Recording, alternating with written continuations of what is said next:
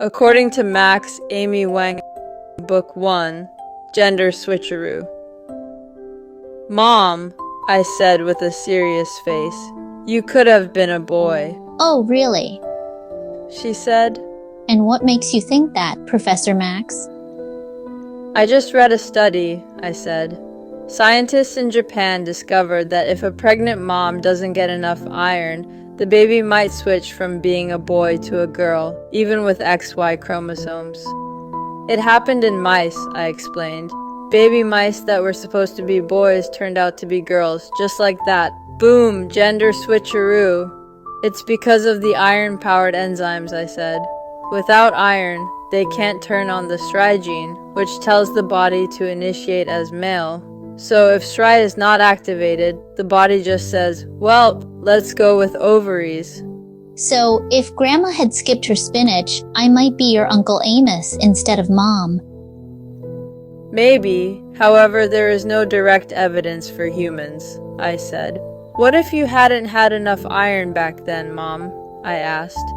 "Science is wild, Mom," I said, "but I will eat spinach, I promise." According to Max Amy Wang, Book 2, Grade Formula Debate.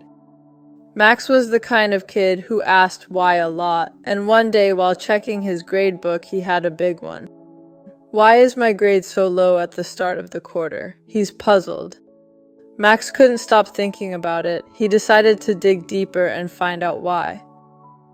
The school used a fixed formula to calculate grades, but Max frowned. This doesn't reward improvement. So Max came up with something new, a grade formula that balanced effort and achievement. He called it the New Deal. Scenario 1. The Comeback Kid.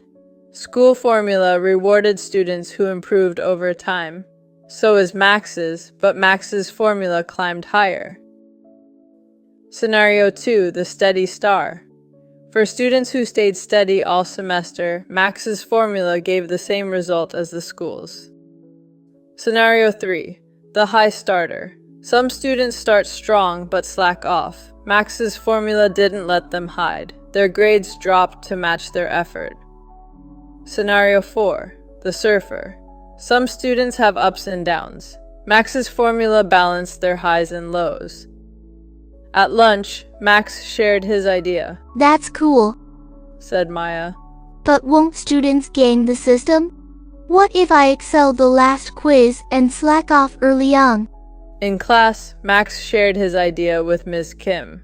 "That's advanced thinking," she said. "Formulas aren't just numbers, they shape behavior." The formula didn't change the school, not yet, but it changed how students thought about effort. Max had started something big. Have you figured out when the school formula gives a higher grade? According to Max Book 3, Regeneration. One morning, Amy spotted a pale scar on her foot. "It's been there forever," she said. "I wish skin could just grow back like it was never hurt." Max looked up from his science magazine and leaned closer. He studied her scar, not with worry, but with wonder. You know, scientists just found a way to do something like that. In rabbits, it started with ears. When rabbits get a chunk of their ear pinna cut off, they grow it back. Mice, on the other hand, they just scar over. Scientists discovered an enzyme called ALDH1A2. It's like a hidden switch that turns on healing. Rabbits flip it on when they're injured, but in mice, it stays off. When the switch is on, it makes retinoic acid, RA.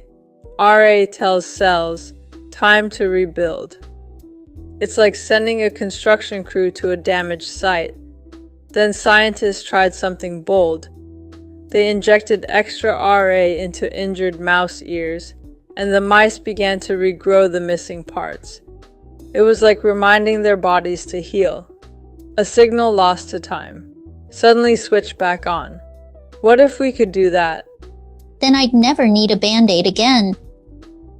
Max's notes, ALDH1A-T2 equals healing gene switch. RA equals Retinoic acid equals body's repair signal. Bonus: fish, salamanders, and rabbits never forgot all the H1A2 switches on. Then tells cells to make RA, a healing signal that helps rebuild skin and tissue. Mice don't make enough RA. No regeneration. Injecting RA equals regrowth unlocked. Maybe someday, scars will fade without a trace. Maybe our bodies will remember what they used to know. And healing won't mean hiding. It'll mean rebuilding. According to Max. Amy Wang. Book 4, Attention Mechanisms. Max was reading a book called How Machines Understand Language. It gave this example. The cat sat on the warm laptop because it liked the heat. Max read it and smiled. Obviously, it means the cat. The laptop doesn't like things. People and animals do. Right? That makes sense to us, but how would a computer know? Max tapped his pencil, and that's when Max started thinking about spotlights. What if each word could look at all the others and decide which ones help it understand? Max jumped up to the whiteboard and said, Each word becomes 3 vectors. He wrote, Q is query, what I want to know. K is key, what I offer to be matched against. V is value, what I can share if you choose me. To understand a word like it, the model turns it into a query. Then it compares that to every other word's key and collects values from those that match. He then drew spotlight lines to it from cat, laptop, and heat. Max said, It uses its query to compare with every key using a dot product to obtain an attention score. On the whiteboard, Max wrote, score I equals Q times KI. So it's measuring how closely related they are. Exactly. Who aligns with what I'm looking for? We turn the scores into spotlight strengths, probabilities using softmax. He added. Max wrote on the whiteboard, alpha I equals softmax, score I. Alpha 1 equals 0.7 for cat. Alpha 2 equals 0.2 for laptop. Alpha 3 equals 0.1 for heat. So now it knows who matters and by how much. Next, it blends the values using the softmax weights to get the weighted sum, which is commonly referred as the contextual embeddings. He further explained. Max wrote, Z equals alpha 1 times V1 plus alpha 2 times V2 plus alpha 3 times V3. This is the updated vector for it. The machine started with a rough guess now. It's smarter, thanks to context. Max wrote down the full equation and said, This is how a language model refines meaning, with every word asking, scoring, and blending iteratively. Attention, Q, K, V equals softmax, Q times K transposed, times V. And not just it. Every word runs the same process all at the same time. Max supplemented. So every word helps build context for the others. Exactly. That's why it's called self-attention. Max's whiteboard now shows how self-attention works. 1. Every word becomes Q, K, and V. 2. Use Q to score all case. 3. Turn scores into weights. 4. Blend the V with weights. 5. Get new vectors with context. So it's like every word is listening and every word is heard. And that's how a computer reads not just left to right, but with attention in all directions. Max recapped. According to Max. Amy Wang. Book 5, Roth IRA.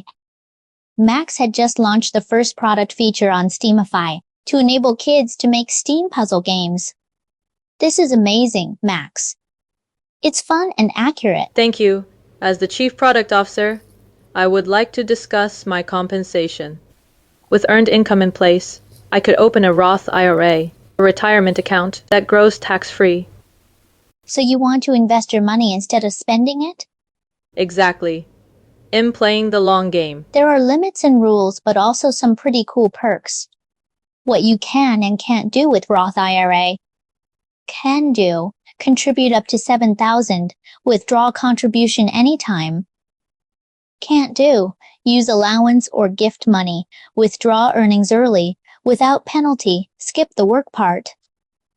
Max wasn't just helping, he was leading product ideas, testing games, and debugging code. But what should he get paid? Well, you're my son, but you're also doing real work. Exactly. I looked up market rates for junior product officers.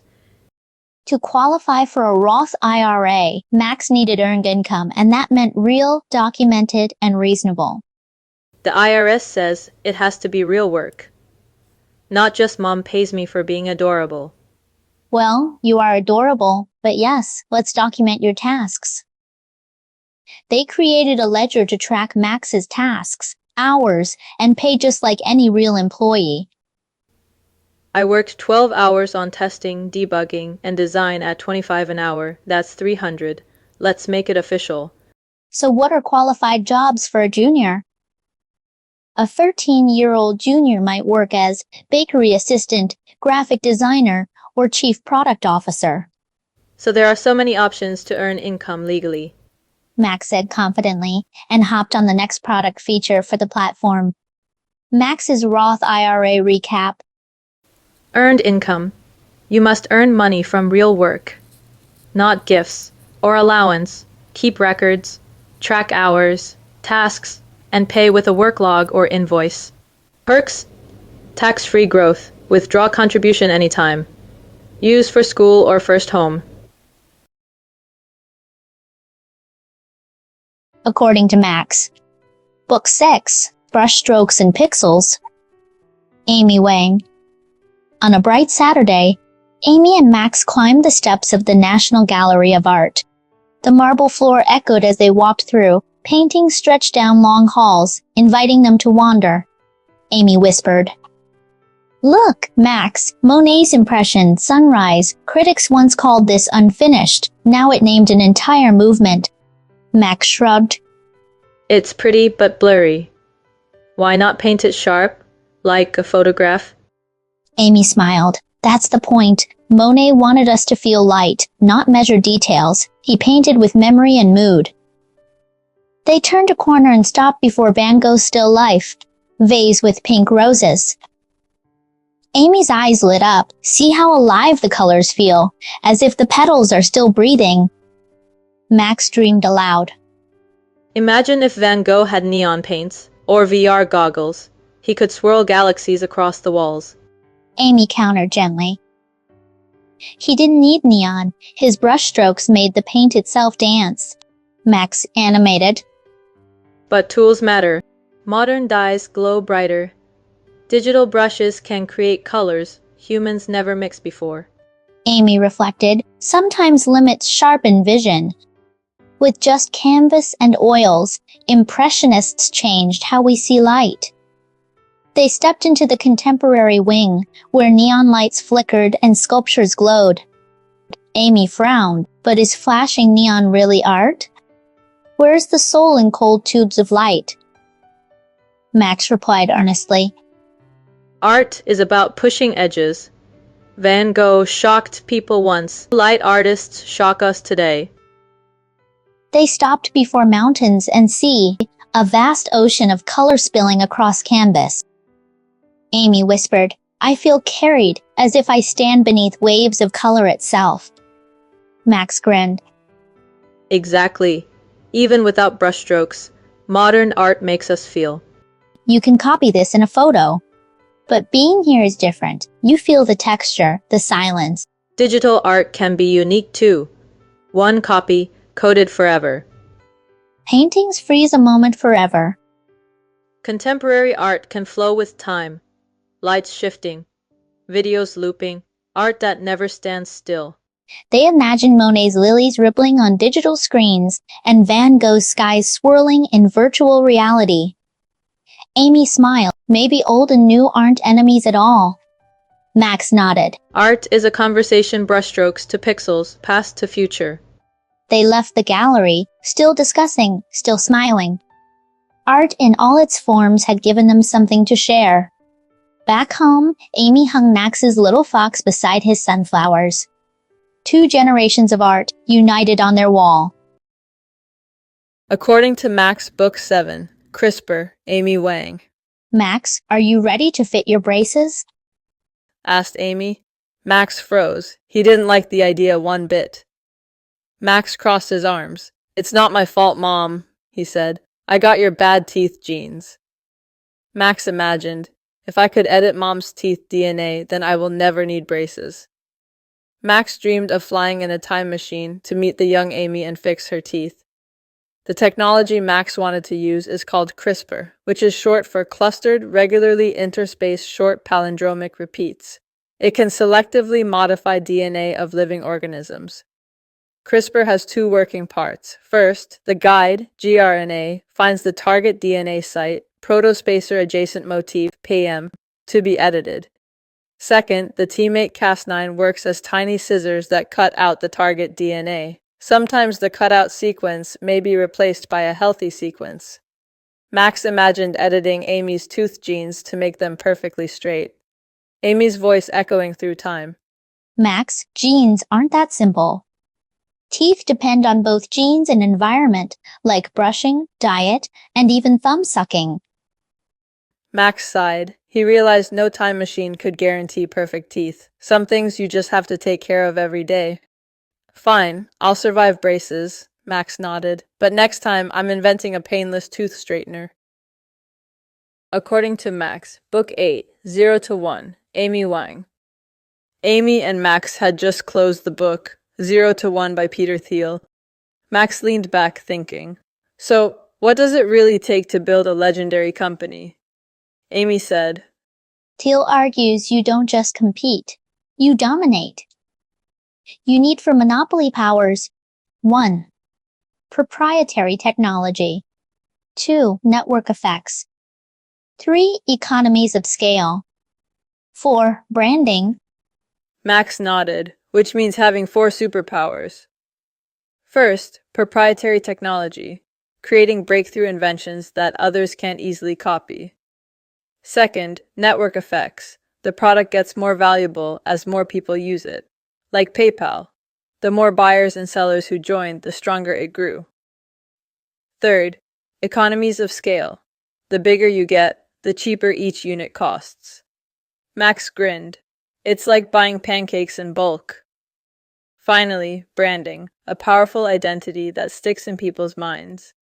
Amy said, Think Apple's logo, or even PayPal's name on eBay checkout. but monopoly traits aren't enough. To judge startups, Thiel used 7 hard questions.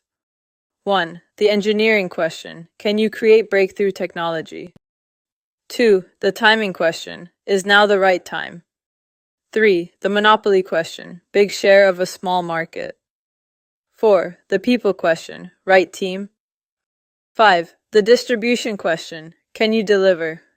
6. The durability question. Will you still dominate in 20 years? 7. The secret question. What do you know that others don't? Max whispered. So the PayPal mafia wasn't lucky.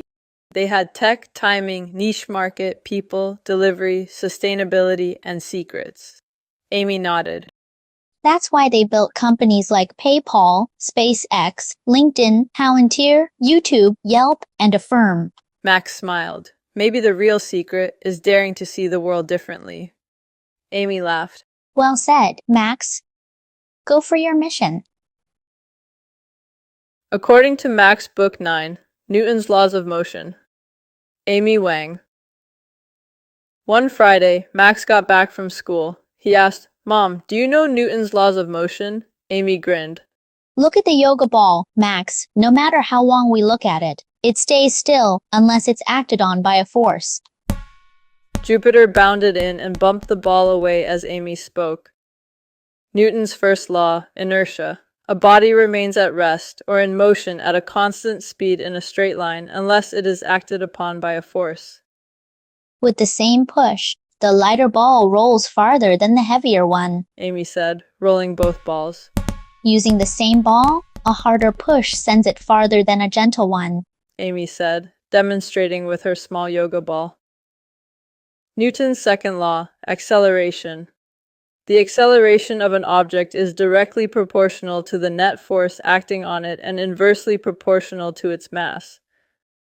The famous equation is F equals ma. Force equals mass times acceleration. Jupiter jumps because the ground pushes back on him when he pushes on it, Max exclaimed.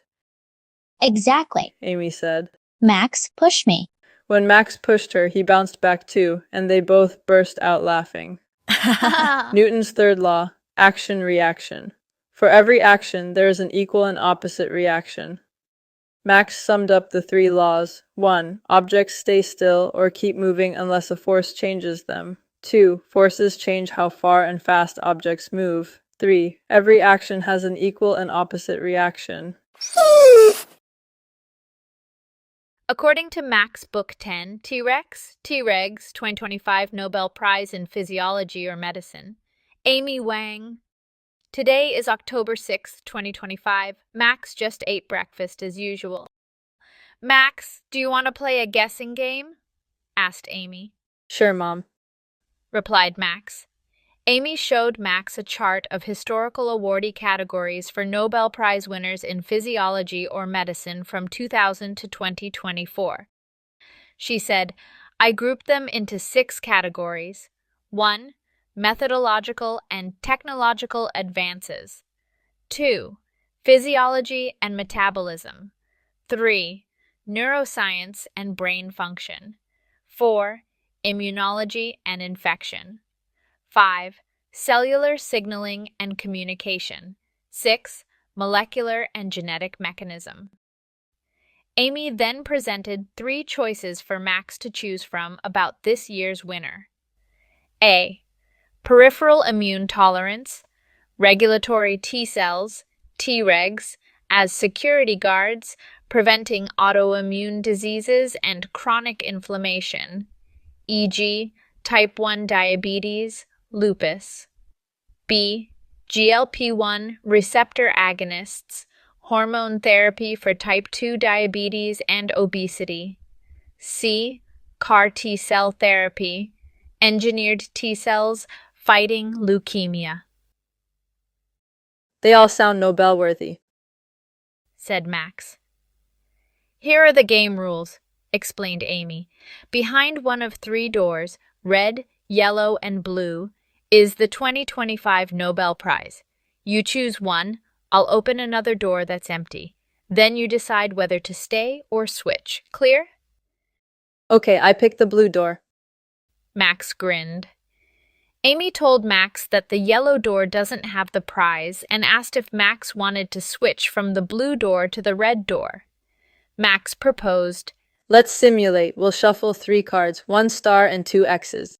I randomly pick one. You show me another X from what's left, never the star or the one I picked.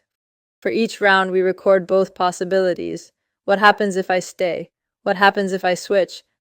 Then we repeat this 100 times. After a few rounds, Amy laughed. Your mini-trial says switching wins more. Ready to play for real? Max then listed all possible scenarios and started to analyze. Switch wins 2/3 final answer? Amy wanted to double-check.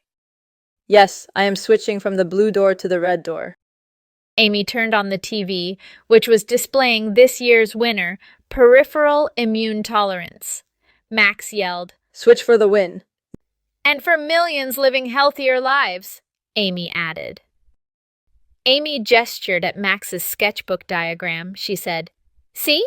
I didn't change the prize, just the information you had. New information enabled me to update the winning probabilities and made me change my choice. Max nodded.